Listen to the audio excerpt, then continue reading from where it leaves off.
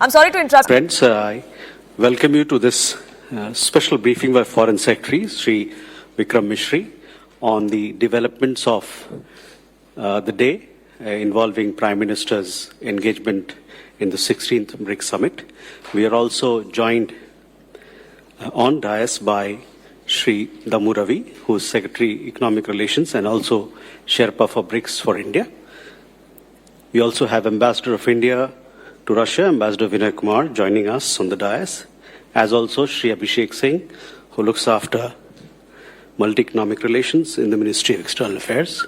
I would also like to tell all of you that the language for this briefing is only English and Hindi, so please bear with us.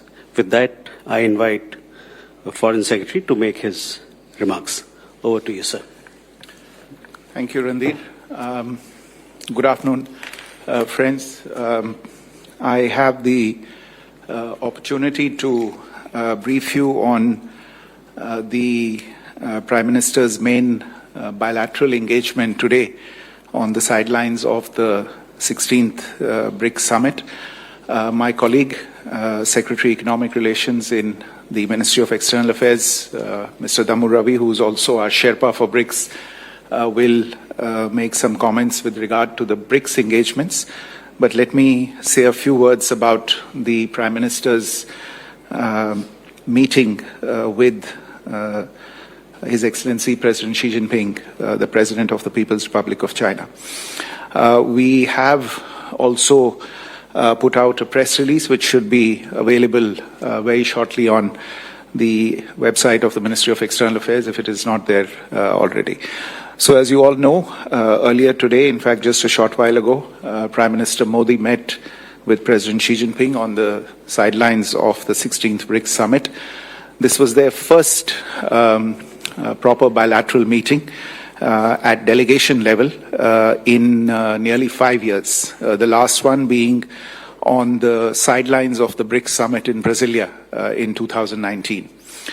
So let me just flag some points made by the two leaders during their meeting. This meeting happened, as you are all aware, close on the heels of the disengagement and patrolling agreement and the resolution of issues that had arisen in the India-China border areas in 2020. Naturally, the two leaders welcomed the agreement reached between the two sides through sustained dialogue over the last several weeks in diplomatic as well as military channels. Prime Minister Modi underscored the importance of not allowing differences on boundary-related matters to disturb peace and tranquility on our borders. And in this context, the two leaders noted that the special representatives on the India-China boundary question have a critical role to play in the resolution of the boundary question and for the maintenance of peace and tranquility in the border areas. Accordingly, they instructed the special representatives to meet at an early date and to continue their efforts in this regard. You may recall that Special Representative of India, Mr. Ajit Doval, who is also the National Security Advisor, and the Special Representative of the People's Republic of China, Foreign Minister Wang Yi, also a member of the Politburo, have met on the sidelines of international events, but they have not had a round of talks in the Special Representatives format since December 2019. So following today's meeting, we hope to schedule the next round of the SR's talks at an appropriate date. The two leaders also reviewed the state of bilateral relations from a strategic and long-term perspective. They were of the view that stable bilateral relations between India and China, the two largest nations on earth, will have a positive impact on regional and global peace and prosperity.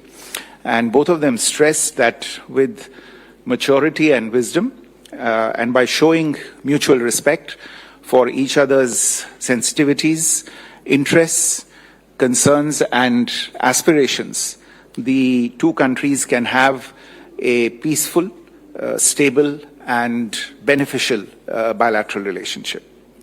As we have maintained during the last 4 years, the restoration of peace and tranquility in the border areas will create space for returning us towards the path of normalization of our bilateral relations. Officials will now take the next steps to discuss enhancing strategic communication and stabilizing bilateral relations by utilizing the relevant official bilateral dialogue mechanisms, including at the level of our respective foreign ministers. The two leaders also briefly reviewed regional and international developments of mutual concern and interest.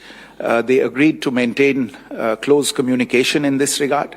Naturally, they also had a very productive exchange on BRICS and the potential for India and China to enhance cooperation on this particular platform.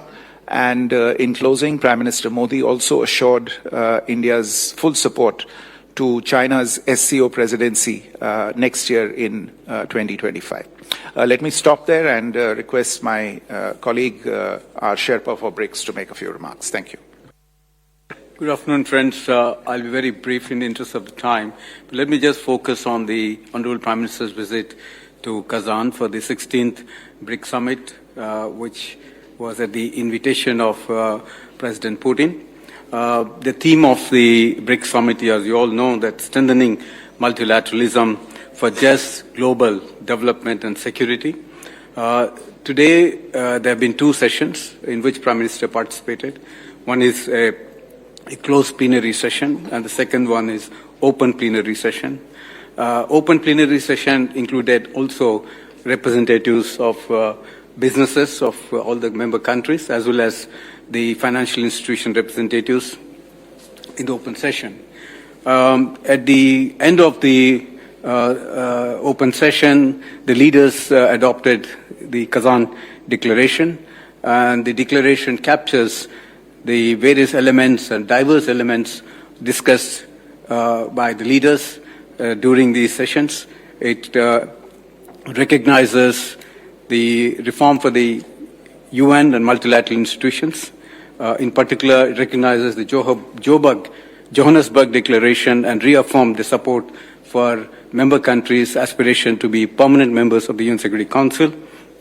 Cooperation in the financial sector was another element. It also included elements like payment settlements in national currencies.